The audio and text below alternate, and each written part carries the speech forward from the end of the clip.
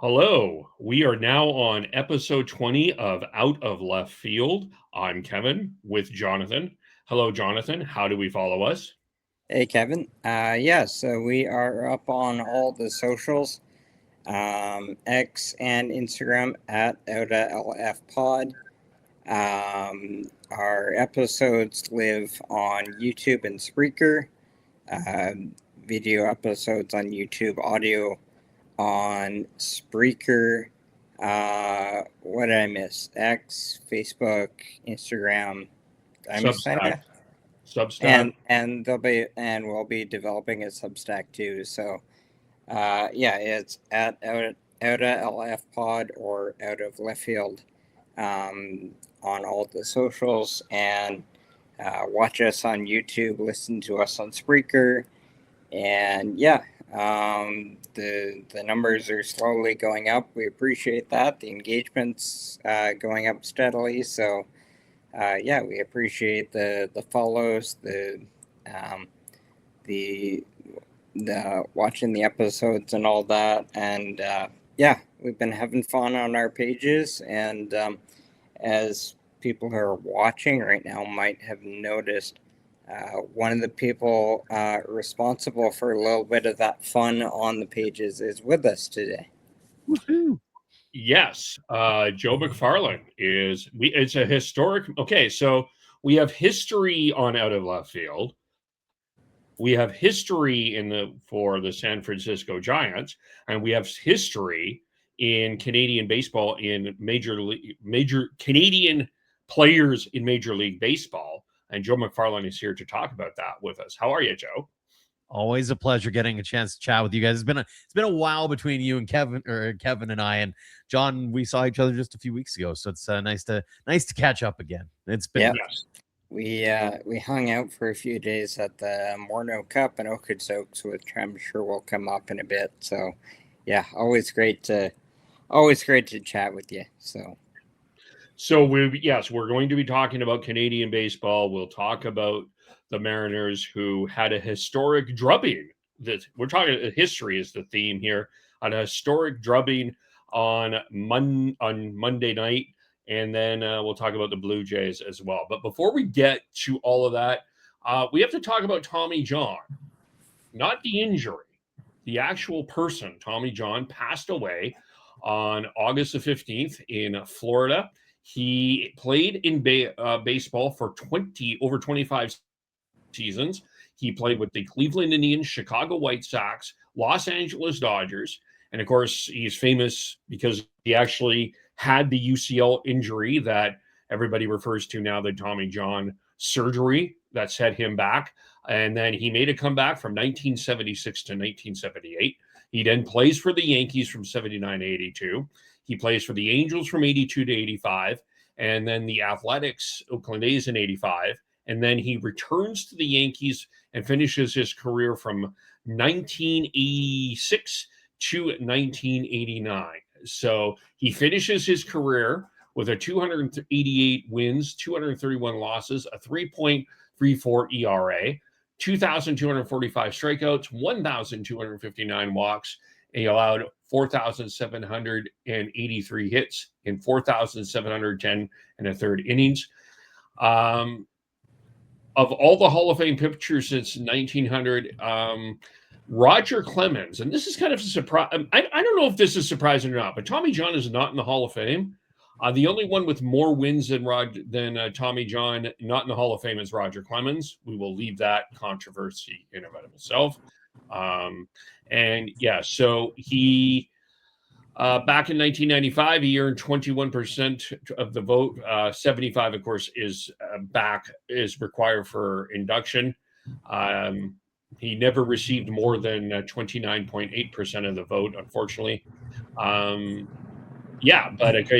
guess Tommy John is famous. Tommy John had a tremendous career, but of course now what we know Tommy John for is a Tommy John surgery. But the actual person, Tommy John, did pass away this week. I wanted to start by acknowledging that.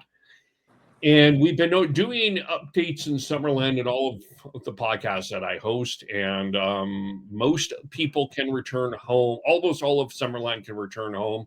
However, there is still alert for wildfires. Still dealing with closure, not closure, sorry, pardon me. Highway 97 is still a 7 a.m. to 7 p.m. is when you can drive on that. Limited speed limits, and you cannot stop.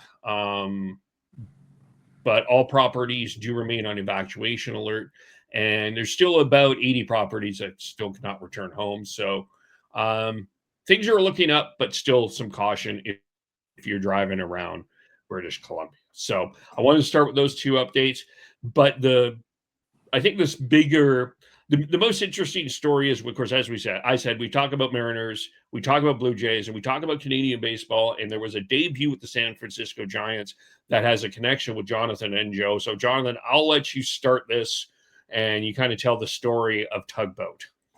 Yeah, so it was a big day last night.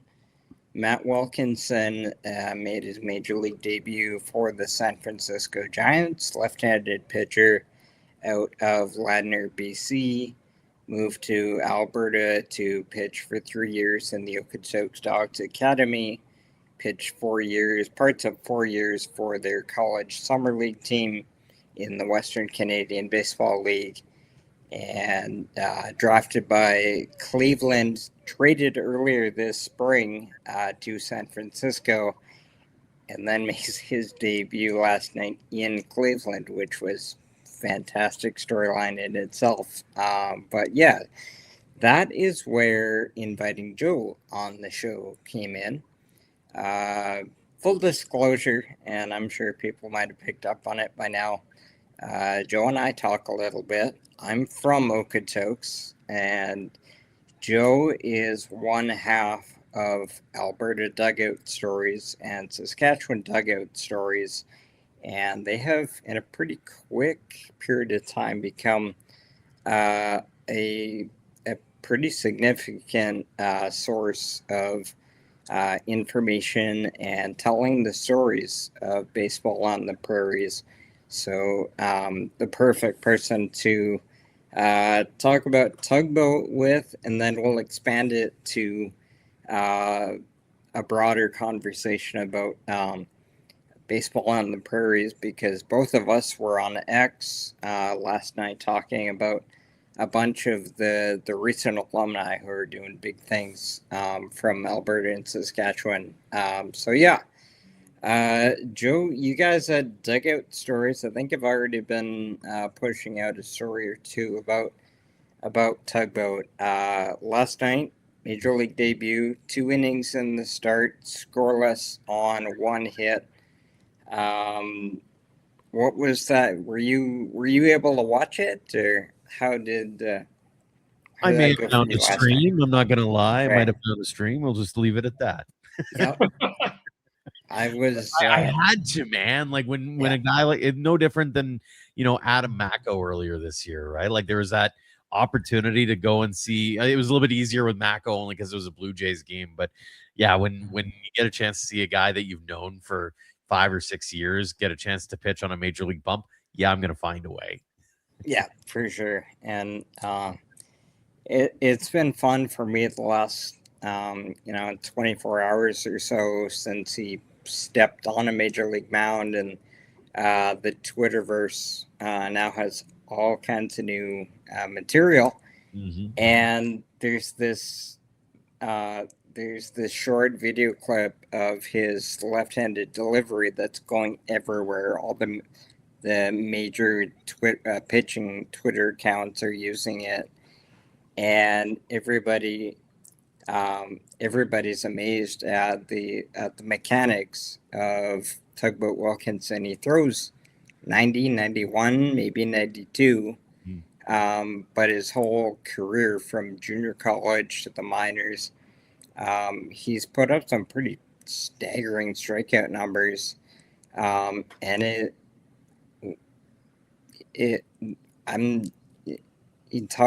people talk about the deception in his delivery. What have you been able to talk to him about? What it is that makes him successful? Yeah, the thing that kind of always struck me is that whole fact of like, hey, he's not throwing exceedingly heated. Like it's not like it's 100. Like everybody's talking about 100, 105, somewhere in that range is the only way you can do it, right?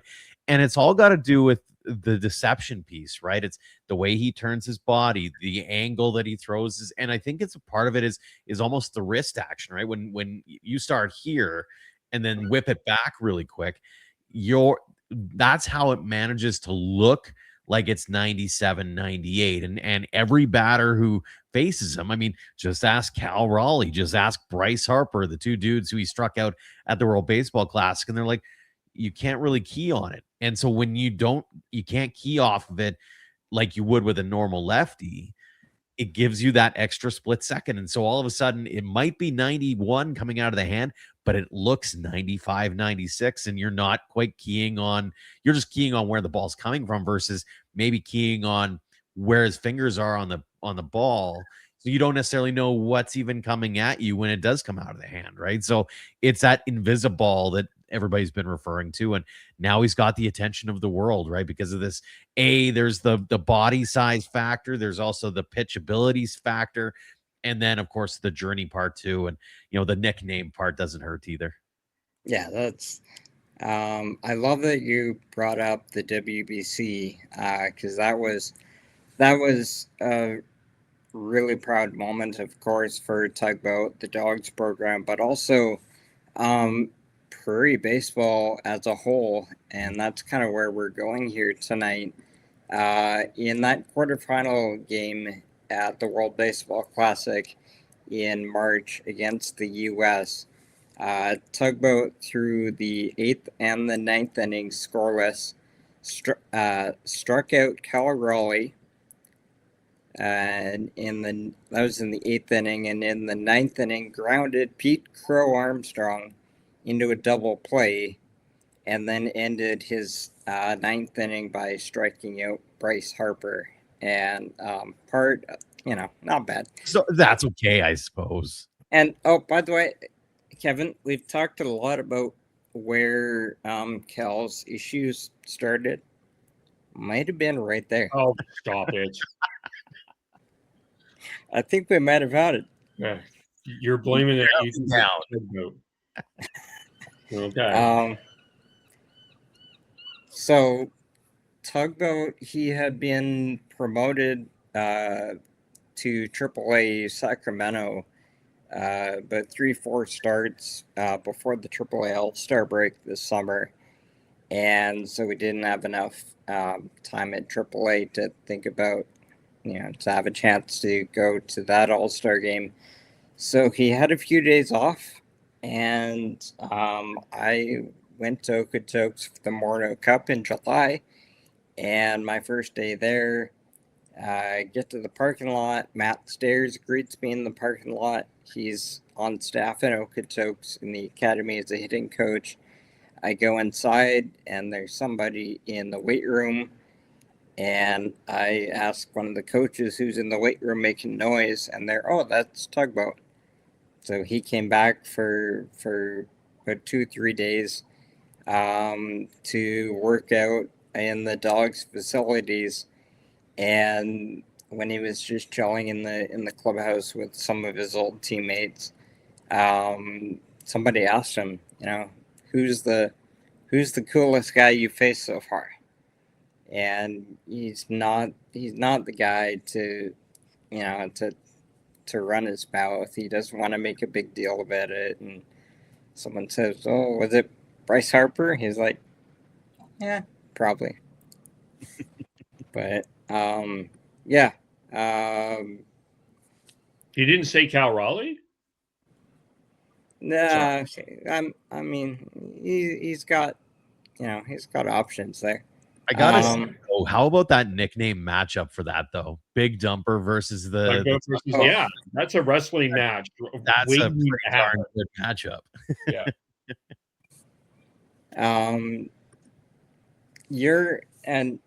we'll start to open it up a little bit. You were on X last night, and we both were a little bit talking about the run of success that Prairie baseball has been on the last couple of years with players who are from Alberta and Saskatchewan making major league debuts, establishing the bigs, top prospects who are still coming up. Mike Soroka's been around for a long time. Eric Zabrowski in the Cleveland bullpen. Tristan Peters was an all-star this year for the White Sox. You brought up Adam Mako earlier, and there's more I'll let you go into who are top prospects right now. But as someone who gets to cover these guys for dugout stories, whether it's when they're at the high school academy level or in college summer ball, whether it be the Western Canadian League or the West Coast League, just kind of describe for our audience who might be in BC, might be down in Washington, our Mariners fans. What does what's the baseball scene in the Prairies look like right now? Is this as exciting as some of these names are making it sound? I think so. And I think the biggest thing to me is when you look at the evolution of the game more than anything else. And it kind of goes to show that a lot of the investments that are happening out here in terms of facilities, in terms of coaching, all that kind of stuff starting to pay off in a big way. When you talk to different people, whether it be in Okotoks or in Vauxhall, or we talk about Sylvan Lake and the central Alberta region now, Edmonton's got a blooming scene. And then we will talk about, the Saskatoon scene in particular as well. And Regina's got a good scene now. Like there's starting to be that understanding that you've got the facilities and you got the coaching, and then you've got something to aspire to now, right? You've got that ability to go, hey, you can actually go and follow your dreams because someone else has done it too. I'm a big believer in if you can see it, you can be it. And now more than ever, these athletes are getting a chance to go, oh, I can be the next Tugboat or the next Eric Sabrowski or the next Adam Mako. And you talk about like the cool thing to me is, and I'll go back to, you mentioned Tristan Peters in the All-Star game. There was a stretch of 3 days in there where three major players, all from different provinces here out west, got to be in the headlines. And Ian and I admittedly were like, we don't have enough time to write enough stories here, because on day one, it's a Friday night. Tristan Peters hits for the cycle with Chicago White Sox.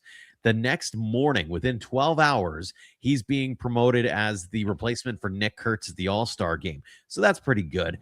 Oh, by the way, that Saturday was also the start of the MLB draft. Who gets taken in the first round by the Atlanta Braves? None other than Carter Beck, Cardiff, Saskatchewan's own Carter Beck, a Saskatoon Berries star from the last couple of years. And unexpectedly, he was the number one Canadian taken during that draft, which everybody's like, he'll probably be the third, fourth, maybe the fifth guy taken. No, he's first. And he's had himself a run lately, by the way. He's made his pro debut, and he's also been promoted to high A in Atlanta system already. So they're pretty high on this kid already, and for good reason. And then to wrap things up, the MLB All-Star Game festivities were set to start on that Sunday. Who comes up but a young Nathan Flewelling, who was a third-round pick at Tampa Bay just a couple of years ago. He goes and wins the MLB Futures Game MVP. Not a big deal. Tampa's really high on him as a catching prospect. Originally, they were like, I don't know, we'll probably put him in a corner outfield. No, he's doing a pretty good job of catching.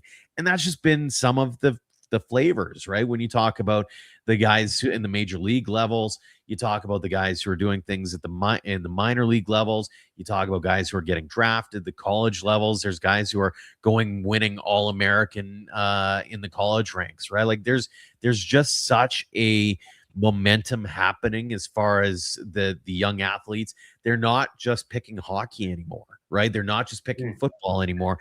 These are kids who, played multi-sport growing up because baseball's not a 12-month a year kind of thing out here unless you've got the facilities so you can do indoor stuff. And so they're taking they're taking that little bit of a break. They're not burning out because of it. And as it turns out, they're like, hey, you know what, baseball, there's a legitimate path to doing it. And where it's cool to see from the standpoint, to get back to your original question, is if you're not familiar with the Alberta Saskatchewan scene, is there's so much it's been so much in the way of growth because of the facilities, because of the coaching. There's that, and then you add in, hey, you're getting national titles, you're getting national events happening here. We talked about the Road to Okotoks, the Morneau Cup. Like, people are starting to notice, hey, they've got a pretty good scene out here, and it's only getting better because you talk about the number of athletes who are going off to post-sec and good post-secondary schools down south. The future is certainly getting brighter with every year that passes by too. And that's something that Ian and I have noticed since we started Dugout Stories 9 years ago now. Yeah, and one name I'll add into that mix is Eric Hartman, another Okotoks grad who's putting up numbers in the Braves system that Ronald Acuna Jr. didn't put up. But it brings me to a thought that I've been having recently, is that there's a pretty good development model when you look at all the different levels in Alberta and Saskatchewan right now. There's a pretty good stay-at-home development model forming for local talent. The academy levels, which is basically youth and high school baseball, the college summer leagues, the Western Canadian League and the West Coast League both have teams on the prairies. The Canadian College Baseball Conference has developed into a good college conference. There's obviously many of these players we've talked about have gone to the absolute top college programs in the U.S. But just speaking still just on the field for a moment, there's a good stay-at-home development model for Canadian players. Yeah, absolutely. And I'm going to hearken a name that not a lot of people have heard, but certainly deserves a lot. And I think he's going to get a good shot at being named Canadian Baseball Network's College Baseball Player of the Year. His name's Carter Clairhout. His development line goes Red Deer Minor Baseball. Then he goes to Prairie Baseball Academy down in Lethbridge. You mentioned the CCBC, the Canadian College Baseball Conference. So he goes there, absolutely rakes. Goes to the Lethbridge Bulls of the WCBL during the summer. He's had a couple of really, really good years there. He gets the attention, and actually last summer, he had been at, I'm just trying to remember which school he'd been at after PBA.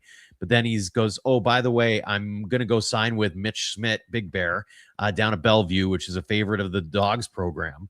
He goes down there. He hit 500 this year. He had 25 plus home runs this year. He led virtually every offensive category with Bellevue, to the point where he was named the NAIA Player of the Year, across the country. Comes back to the WCBL for part of the summer, is hitting 500 here, and he signed on with I believe the Ottawa Titans, and I think he ended up at one other place out east. I don't know about you, but that's a pretty good little journey that Carter Clairhout's been on, and it's been repeatable throughout. You're starting to see more and more guys that are coming out of the CC, and they're going to a U.S. college. Maybe it's not a Division I school, but maybe it's an NAIA school. Kai Fike's another name that rings a bell. He went to UFB, and he's down south and pitching pretty good for himself. Like, there's a few of those guys who are using those opportunities that are being presented to them, taking full advantage of them, and then they're turning it into, hey, maybe they'll get an MLB opportunity. Hey, maybe they'll get a pro opportunity somewhere. And you just never know when those kinds of opportunities spring into something more. And so that's been the cool part from my standpoint, is getting to see all these different career trajectories and where they want to go and how they manage to take it to the next level. And the nice thing about the internet age now is all you got to do is flip a video over onto your socials, And some coach is going to see and go, oh, that guy can swing or that guy can toss. And before too long, they're getting an opportunity to see if they can do it at a much higher level. Joe, I Go ahead. the question that just was popping into my head.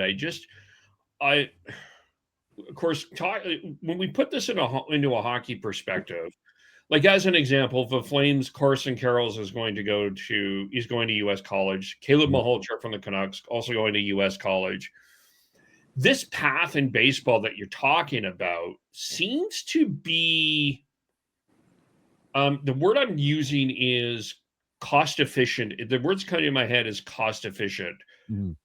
Is that are you finding that people that are in these programs, like going into the trying to fulfill their baseball dream, is this it feels like this is I don't want to say it's not expensive, but it does seem a little cheaper or more effective than what you're dealing with hockey. Am I right or wrong on that? Oh, there's definitely that aspect of it for sure, especially when you think about some of these guys who are forking over tens of thousands of dollars to play hockey, right? And every year. And it amazed me, and this was quite a while, I would say maybe a decade ago or so. I was the game day host for like an all-star game, like midget AAA. A family friend had said, hey, do you want to do this? And I was like, sure. And I found out how much they were paying a year for this kid to play midget AAA. He's a third liner and they're paying 15G. And that was 10, 12 years ago. So, extrapolate that over time. And so you've got that aspect of it. I think the other aspect to this too is from that cost effective perspective is you've got these programs that are developing top talent.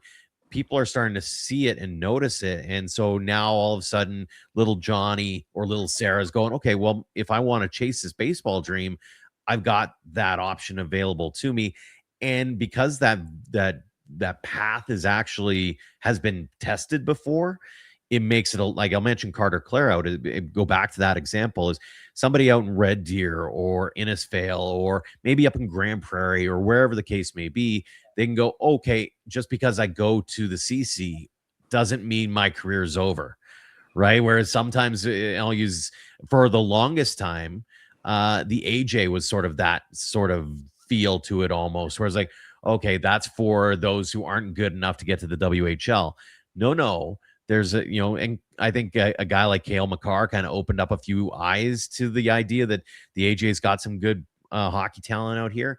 Now you've kind of got that pathway where if you don't want to go down to the States right off the bat, you don't necessarily have to either, right? And so it becomes a little bit more of an affordable option from a parent and student perspective, is that you can actually stick at home. You've got that good talent. You've got that you can still develop really, really well. And then, if you really want to take that shot, there's probably a school out there that's willing to take you. Interesting.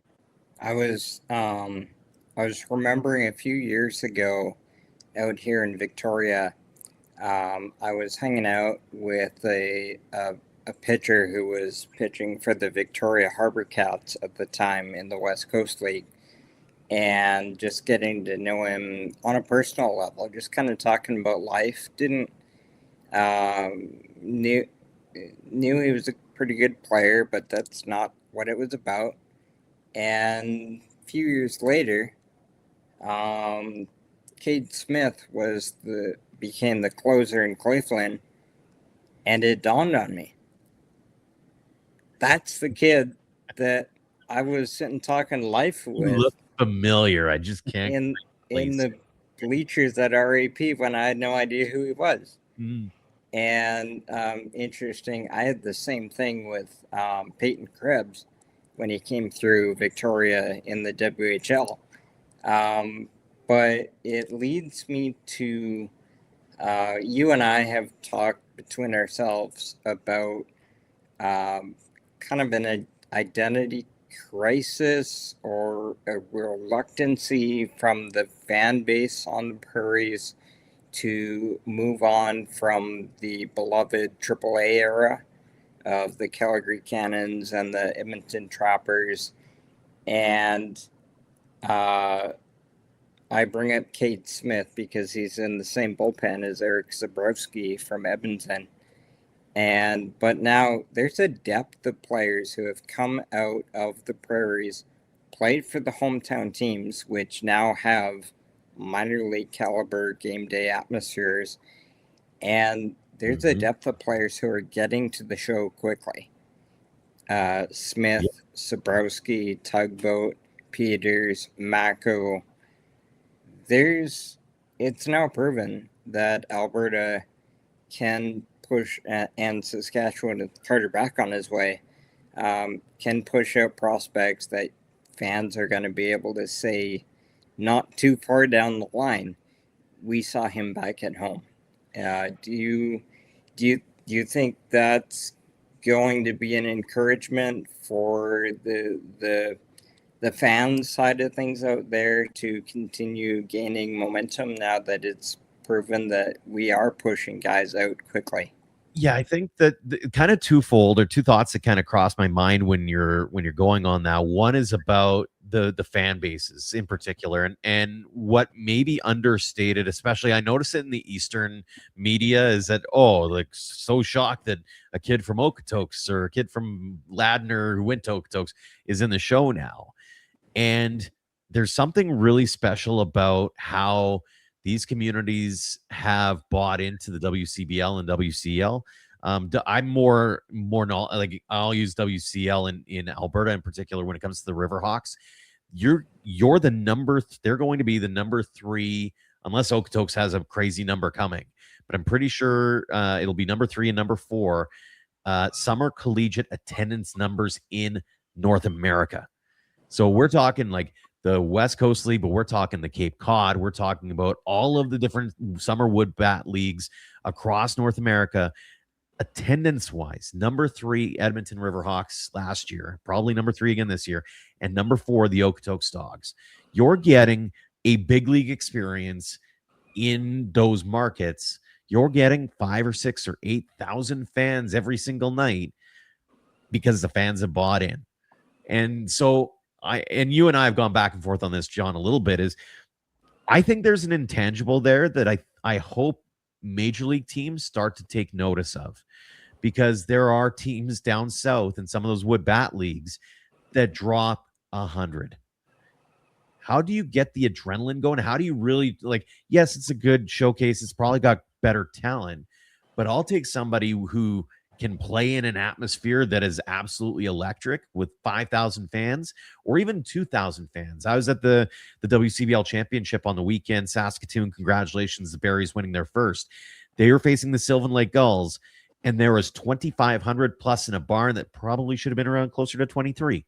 It was loud, it was crazy, and every single one of those guys like, I want to do this forever, because you can extrapolate that over. I've talked to guys from Texas, from Connecticut, from like some of these places in the States that they're kind of used to smaller crowds. They come up here and they're like, man, if this is what I want to do the rest of my life, man. Like this is something special. So I think that there's something to be said for that. And to your point, you flip back on that, is that as the fan base starts to understand, hey, there's the pathways there, and a Carter Beck's going, or a Matt Wilkinson or an Eric Sabrowski are getting to the show, we can help prop them up a little bit more. And then you can start using that as kind of, I'll call it the marketing tool. I'm a marketing communications guy now. I got out of radio a few years ago. There's a part of me that goes, you can key on those names and go, hey, you want to see the next Tugboat? Hey, you want to see the next Eric Sabrowski? Come to the ballpark, right? And the WCBL, as an example, this season had Summers Better at the ballpark. 100%. You've got that great atmosphere because you've got good weather and all that kind of stuff. But now you're going to see some legit arms, some legit bats. And from all accounts, like even this year, I've talked to a few coaches who said there's a good shot that you're going to see a few of these guys being drafted next year, because, and not only that, you get to see some pretty good high school talent too. One of the league leaders for RBI this postseason in the WCBL is Aiden Killshaw. He's only 17. There's a lot of people who are really excited about this kid. There's also some guys who are already, being tagged as being potential 2027 MLB draft picks coming down the pipeline here. You're seeing some of the most raw, awesome young talent that all of Canada has right in our own backyard. And a couple other towns I want to put in that conversation as well is Medicine Hat and Lethbridge.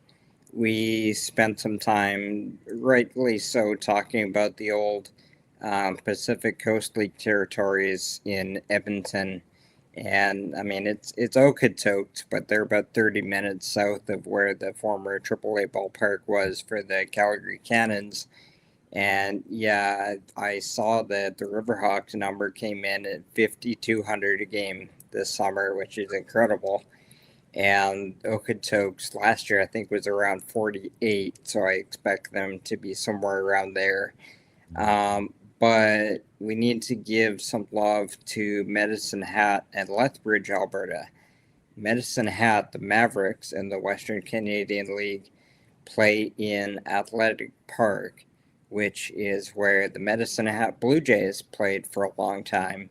And before that, the Med Hat Athletics, which is where it got its name. But Medicine Hat and Lethbridge have both substantially modernized their historic Pioneer League stadiums for the next generation. And a little bit smaller towns, but they're doing the same thing, bringing historic towns into the next generation. It's super cool to me. Like they're and cool but sad in the same breath, I suppose. Is a lot. There's a generation of fans. So Pioneer League and Pacific Coast League left between 2002 and 2004.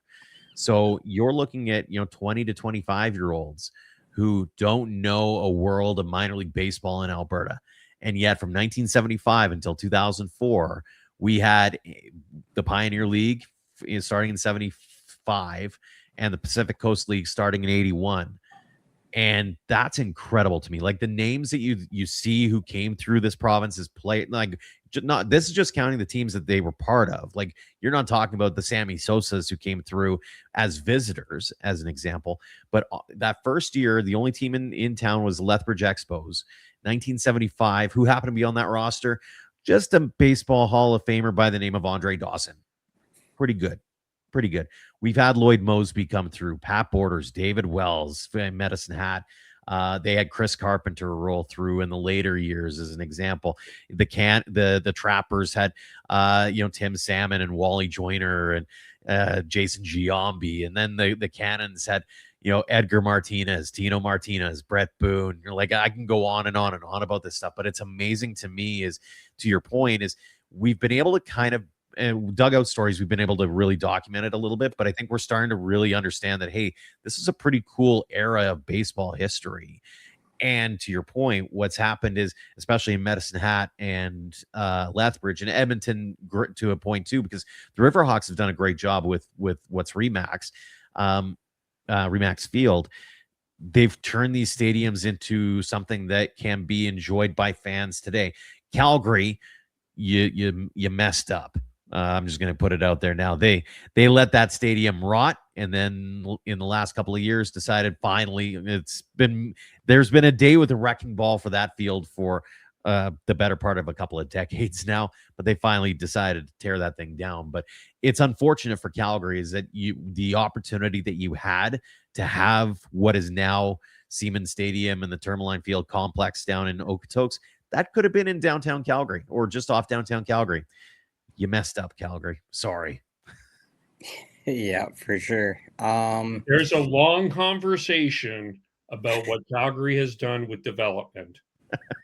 That's a podcast in and of itself. Because not only was it the Cannons that they screwed up, they've screwed up the Stampeders too. So totally with you on that. 100%. We started, Kevin. Don't do it. Otherwise you're running a Rogan podcast and it's 3 hours long, and I don't know if your viewers and listeners want that out of me. We talked about it happy, boys.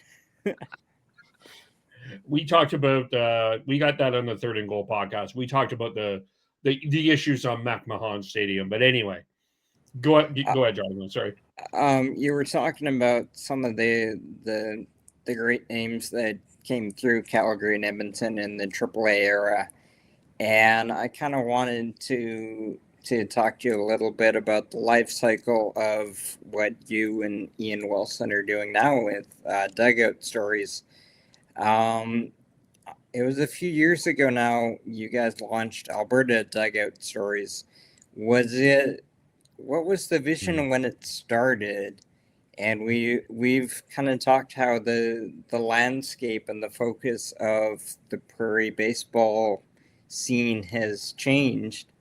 Has the vision for Dugout Stories evolved as it's gone on too? Oh man, you want the backstory.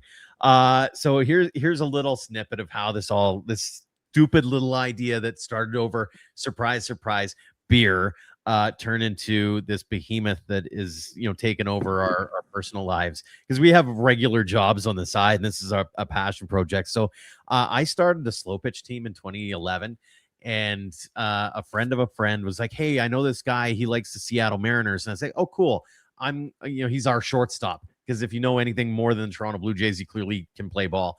And that guy happened to be Ian Wilson. And so over the years, after games, we'd be the last two sitting at the bar on Thursday nights, was always when we'd go and play ball. And we were always talking about like the good old days of baseball. And it kind of really started to hit a bit of a fever pitch in 15 when Soroka was drafted. And we kind of was like, man, there's not a lot of coverage of Mike getting picked. And so we had this talk about creating something where it's just social media, and we just kind of focus on the heyday of the Med-Hap Blue Jays and Lethbridge Dodgers and Cannons and Trappers and the Calgary Cardinals and all these things. And so we started just as social media in March of 17.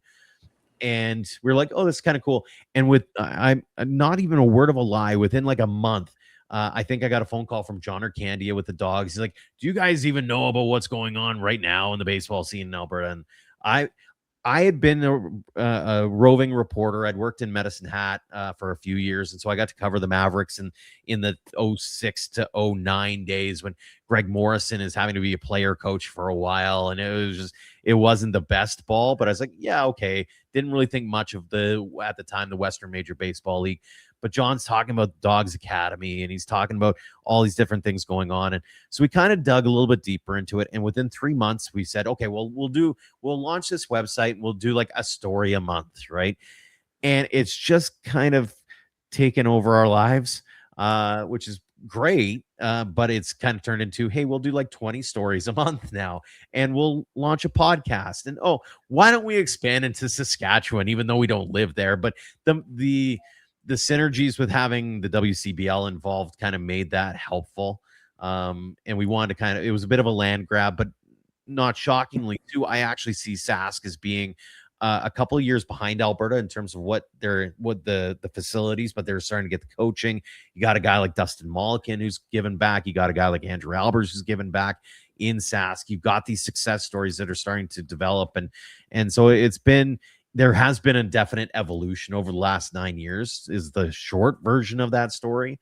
But I think what's been cool about it is we've been able to document so much of the journey for some of these guys. Like I'll use Sabrowski. Like he was one of the very first guys that Ian ever talked to for like a story. And he was playing for the Edmonton Prospects at the time. And then you see him drafted in, I think it was 2019. And you see him move up go through Tommy John twice and all, ode to Tommy John right there. Like just get to see him do that thing. And then even the guys who don't necessarily go on to the big leagues, right? And the moment that all clicked for me was Connor Croson. So here's a kid who is like the very first 12U Dogs Academy guy. So he's like a dog for life, essentially. And he goes through, we start talking to him when he's like 15 or 16 years old, and he becomes the hero. He hits the walk-off home run for the Okotoks Dogs in the 2024 WCBL championship. He gets to write his name into the history books. He gets to do all those things. He's the hero. And it kind of was that full circle moment where you're going, Well, that's kind of cool. Like we knew him when he was back then, right? And so and that's why it's kind of a point of pride almost when you get to see a guy like Tug do his thing or Mako do his thing, because you've got to talk to them when they were 15, 16, 17 years old, and here they are performing at the highest level imaginable in baseball. It's super cool. I would be remiss too if I didn't talk about the female side. Like we take a lot of pride in being able to cover the women's game as well. And to see an athlete like Madison Willen get the call, and she's playing for New York in the Women's Pro Baseball League now, like that's a super, super cool story in and of itself. And so it's just, yeah, like the evolution and just the timing that we had, we didn't realize at the time, but we now know, thanks to hindsight, that it's been a bit serendipity involved, but it's been a super cool journey for Dugout Stories. Yeah, and you've referenced a couple of times the Saskatoon Berries, and yeah, just need to give them their moment. So I've said it a couple of times here, but my background is in broadcast and communications with the Okotoks summer program, and I first encountered Berries coach Joe Carnahan when I was 11 years old when I first encountered Joe, and I was sitting in the dugout wearing the uniform, and he pitched against us in the playoffs, a complete game shutout to eliminate us. So, devastating for an 11-year-old kid. And so he played for the Swift Current franchise, which is now the 57s, became their head coach, won multiple championships. He's now running it. He's now the bench boss for the Berries the last 3 years, and took them 3 years to win a ring. Dustin Mulliken's involved. Pitching advisor, pitching coach, one of those. I have had a little bit of time with Dustin, a former Team C pitcher. I saw him a couple summers ago, and he's telling me stories about playing for Ernie Witt. Mm-hmm. I'm glad you brought up Andrew Albers. Mm-hmm. When he debuted for the Twins, one of his former coaches from growing up is Rob Cherupushak, right, from Regina.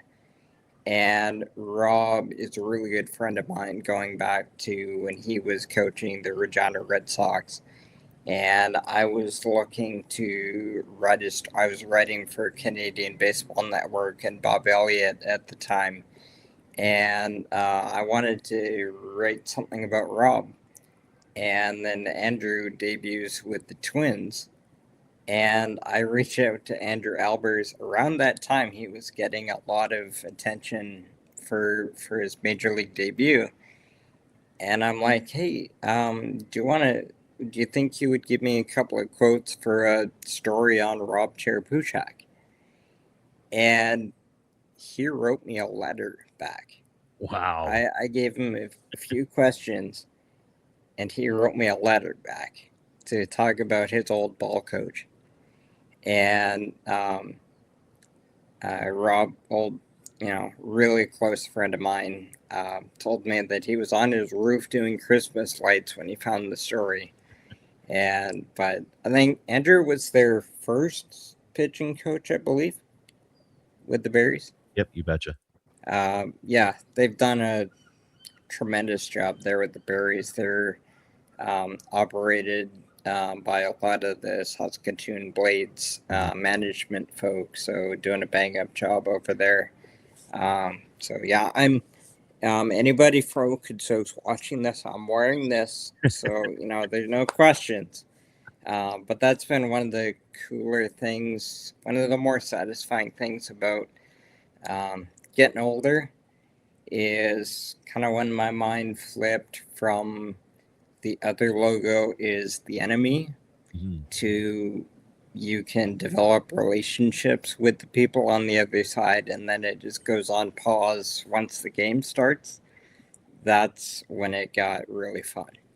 Yeah, and I think that's sort of one of the things that's really developed over the last few years that I've noticed in particular, John, is that you're starting to see a mutual respect across the board as far as, okay, you don't necessarily need to like them when the game is going on, but when the game is off, when it's, middle of the day, nothing's happening, you can still respect each other, right? And you talk about, I'll use the Sylvan Lake Gulls as an example. Is the fan bases don't like each other between Sylvan Lake and Okotoks as an example. The teams don't necessarily like each other. That rivalry is certainly real, but there is a respect there that, hey, you've managed to accomplish some pretty cool things. And Sylvan Lake's been in the WCBL now they just finished their 6th season. They've been to the finals last couple of years. Heartbreak for them having to go into Saskatoon and fall in straight games to the Berries. But to your point, here's a couple of, I'll call them model franchises now around the WCBL. They didn't just, they weren't your typical, I'll call it expansion franchises in terms of they were the doormats for years upon years. They have been in division finals basically every season that they've been in the league. The Gulls missed out in year 1, but aside from that, and that year 1 doesn't really count because it was the COVID abbreviated season. But they've been in close to the dance every single year. Saskatoon in the dance every single year, and to your point, they're doing things, I'll call it, the right way. Right, they're developing homegrown talent. When you look at Saskatoon this year, Ethan Murdoch's a Swift Current guy. He grew up as a bat boy for Joe Carnahan and Swift Current, and he gets to ride into the sunset as a senior, winning the Harry House Memorial Trophy. They've got a ton of young talent that is homegrown. They had Carter Beck before, but you talk about Colin Plain, you talk about Aiden Killshaw, you talk about Dallin Rude, Merrick Yeager. Like, it's a bunch of Saskatchewan talent.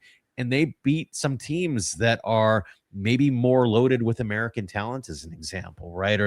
Or thought of as being bigger talent. And so it speaks to, I think, the talent pool is out there. And same with Sylvan Lake. They've got a ton of young guys who are just on the cusp of doing some pretty big things in college ball now, or already doing pretty significant things in college ball now. So it speaks to this, again, we go back, take this conversation full circle, is there's such a growth that's happened in baseball in the prairie provinces especially, and I think you can take it back to, hey, you've got the grassroots, even the community ball, little league, or baseball Canada, baseball Alberta, baseball Sask stuff, and they're getting into they're realizing they've got some talent. They refine themselves in the academies.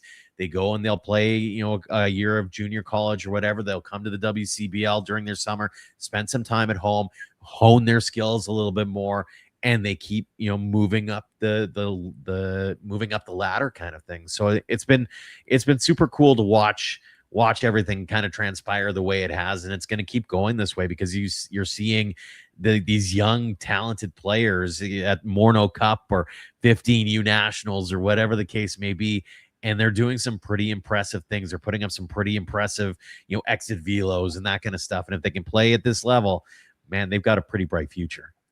And as we just start to tie a bow on it, everybody talks about the Blue Jays bump, and it's real. When the Blue Jays go to the World Series, the whole Canadian baseball landscape benefits, and that's true. But I've seen a version of it in Alberta, specifically with where I'm from at Okotoks. There's kids in that town that grew up wanting to be dogs first. Yep. They have their team that they watch, and they grew up wanting to be the dogs that they watch every night. You bring up Connor Croson, Okotoks guy, academy guy, hits a walk-off home run at home in front of 6,000 people to win a ring. There's kids in that town that are growing up wanting to be Connor Croson. And actually, Connor and Ricky Sanchez, two of the best dogs to ever wear the uniform, immediately after their careers ended this summer, they started coaching in the Dogs Academy, which is how this thing goes full circle. Where do you, as we just try to wrap up, where do you see things going? I mean, I was in a different context. We were talking in the clubhouse this summer. Their hypotheticals about where certain other things could go, and I was accused of being a dreamer. But my comeback was everything that's here now at one time was a crazy, unrealistic dream, and it's here. Yep. So you take that on the Alberta Saskatchewan context. Where could the baseball scene go? Great question. I think wherever it wants to go. I know that sounds crazy, but it's one of those things for me. And if you're hinting at expansion as an example, obviously I live in Airdrie, which is a town on the other side of Calgary, on the north side of Okotoks, or on the north side of Calgary, opposite Okotoks. We've got a city of 100,000 people here with no major sports team. And I wouldn't, if anybody's got, I'll make the plea now. If anybody's got a spare $20 million kicking around that wants to build a stadium, I'll help organize. I just don't have a big enough wallet. But that being said, I think that there's obviously some opportunities. There's some things that need to be cleaned up around the league in terms of there's some franchises. There's one franchise in particular that needs to get its stadium built. There's a couple of others that are smaller market that need to kind of get everything kind of under them again, their feet under them. Although, and I'll use the Weyburn Beavers as a great example in the league. It's a smaller community in southeastern Saskatchewan, but they were on the cusp of making the playoffs this year. And a lot of that had to do with the fact that they've got guys in the coaching realm over there. Cam Williams is a guy who's given back to that program. He played there once, and now he's, I think, fifth-year head coach of the Weyburn Beavers. You've got guys in Swift Current. They've started to kind of get things back under them again, for example. Moose Jaw's got a good rotation of people who are going through and helping develop that community's baseball scene. You bring up Connor and Ricky is I think the great example of this is as long as we keep that that pipeline of coaches, that pipeline of people who are willing to give back to their baseball communities and taking advantage of these opportunities. And I'll use the Blue Jay bump as an example. I've coached my son's T-ball, and now I'm coaching the junior league teams now. And they had a 25% bump in the number of registrants for baseball thanks to what happened in October and November. If you can capitalize on that and have coaches who can inspire those kids to not give up after a year or two and keep playing and show them that, hey, there's a genuine path if you like the sport enough where you can go and maybe go play high school ball somewhere, or, hey, you could go play college somewhere. That's just going to make it so that more of these young, talented athletes who in the past might have gone, there's no path there, so I'm going to go play hockey instead, or I'm going to go and go get into business instead, or whatever the case may be. If they don't turn off baseball, then you've got those opportunities. I do think that the WCBL has an opportunity to go to 16 teams at some point down the line. There was talk at one point of Cranbrook as an example. Could they go out there? Could they go to Brandon, Manitoba? Maybe. I mean, there's a lot of things there's a little bit of serendipity that's going to have to come into play there. When you talk about the hockey markets that are not serviced by the WCBL now, Prince Albert comes to mind for me. Lloydminster comes to mind for me from an AJ perspective. On the Alberta side, I think Grand Prairie would be a great market for it. There's a few communities that could probably do really, really well for this league. And again, they have burgeoning baseball scene. So why not see if you can take it to the next level? You just need the biggest challenge you talk to officials around the league is you need people with a little bit of coin and you need facilities. And that's the one thing that the league wants to make sure is, hey, you've got a 2,000 seat barn or 3,000 seat barn, or in the smaller communities, 1,500 or 1,000. you want to make sure they're packed. And so that's going to be the thing that you're going to need to see over the next little bit, is maybe some more investment in the baseball scene before you can see some expansion. But I see the talent's still there. The talent's going to keep getting better. The coaching's going to get better. The facilities are there. So why wouldn't you be expecting, more and more stories like Tugboat, more and more stories like Saskatoon Berries, more and more stories of success for baseball in the prairies? Kevin, you got anything else? My only other, I guess my one question would be, I'm in Richmond. How do I watch WCBL? And is there a TV option out there? Could a Shaw or someone, could there be a TV opportunity out there for the WCBL? Probably not your standard TV, especially, again, I'm going to go into my old media background, and especially when you look at what's happened in the media sphere with TV and sports in general. There's just the cost is the biggest implicator there. But that being said, the cool thing with the online broadcast world, in which we would typically be wanting to get onto radio, right? The three of us, and now you got the podcast realm, and so the WCBL has been available the last couple of years on Flow College, which has been a real nice little endeavor. Every team's got a different level of, I don't want to call it professionalism, because I think the talent that you have on the airwaves has been phenomenal. I think the biggest challenge right now is trying to find the dollars to make more than just that standard 2-camera approach, right? And I think every college level baseball has this issue, where you've got the one over top of the grandstand, and then you got one from the outfield, and those are the only 2 angles that you're seeing. There's a few outliers. I know Sylvan Lake, as an example, has really taken a lot of pride in putting together that big TV production for online sphere. I think they've got 4 cameras sometimes going at once, and one of them was a roving camera with an actual person holding the camera and is in the dugout, that kind of thing. I think that's going to be where the league needs to go next, to be honest with you, is to really refine what that is. John will know this. A lot of my involvement with the Road to Okotoks was on the broadcast side, and so they brought in a company called HN Live, who did all the broadcasts for every single game. Peter Lubardius is a familiar voice to a lot of people. He did a lot of the marquee games for the Road to Okotoks. They had 4 cameras, I want to say maybe even 5 for some games, doing it's a high school tournament, right? And so I think that there's room in there. It's just a matter of finding the dollars, finding the sponsors, getting the money to make it work, because these are baseball programs first and foremost, right? They're not broadcast companies. And it's one thing that I've been kind of knocking on the door as a marketing communications guy, is saying, hey, you're not going to get sport. I mean, maybe Sportsnet comes in at some point and does like a baseball day in Canada. That'd be awesome in my books. I could go on a whole other tangent on that, but I won't for this show.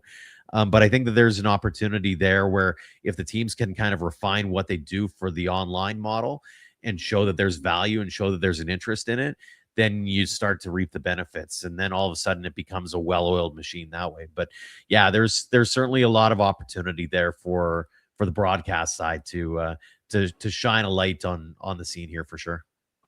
Yeah, be interested to see how that goes going forward. So, Dugout Stories, websites, podcasts, where do people find you? Everywhere. So AlbertaDugoutStories.com, SaskatchewanDugoutStories.com for the websites. Those are where you find all our written stuff. As far as socials, we're everywhere. I shouldn't say everywhere. I can't do TikTok. I just can't. I'm not pretty enough. But we do the Twitter, the Facebook, too. Yeah. We got the blue sky. Level of pretty, just not TikTok. There's a certain level of pretty that I bring to the table. It's a bald kind of pretty, my friends. It's a bald kind of pretty. And then the podcast is available wherever if your favorite podcasts, Apple, Spotify, YouTube, you name it, it's there. We are on episode with or what did I just record? 416, I think now. So we've been going since 2018 on the podcast side, weekly every Thursday. Although I will admit, this year we decided to do dailies for the first time during Road Tokes. We did before every series during the WCBL postseason, and you're getting the exclusive here. Canadian Future Showcase this year is in Vancouver. The Blue Jays Academy puts that on every year. It's usually at Rogers Center in Toronto. This year it's going to be in Vancouver. And someone here, this guy, is going to Vancouver this year. So we're going to be bringing some extra coverage from the Canadian Future Showcase this year as well. So yeah, it's been a jam-packed year, and I figured, why not? Let's do a little bit more. And here we are. We're gonna be flying with a lot more content and a lot more good stuff ahead. So appreciate you guys for giving me a little bit of a pedestal to shout out the brand. Thank you. We really appreciate it. Appreciate you taking a 10:30 p.m. text asking you to come on. But no, this has been great. It's a lot of fun to catch up with somebody who's close into the Prairie baseball scene, and it's exciting times. So it's cool to give that a little bit of a closer look. So yeah, everybody go to Alberta and Saskatchewan Dugout Stories, read their stuff, listen to their podcasts. Good people over there. So Joe McFarland, thanks so much, man. Thanks, Joe. Guys, thank you so much. Tip of the cap. Take care. See ya. I'm just gonna hit pause.